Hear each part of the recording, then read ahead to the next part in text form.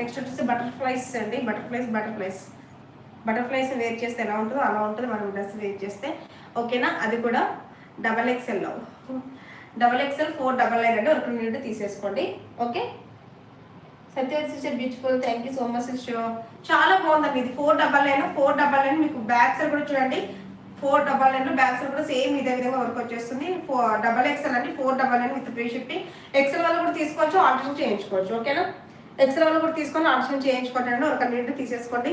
ఓకేనా, ఫ్రంట్ వచ్చేసి మన ప్యాచ్ వర్క్ దగ్గర ఈ విధంగా వస్తుంది అనమాట డిఫరెంట్గా.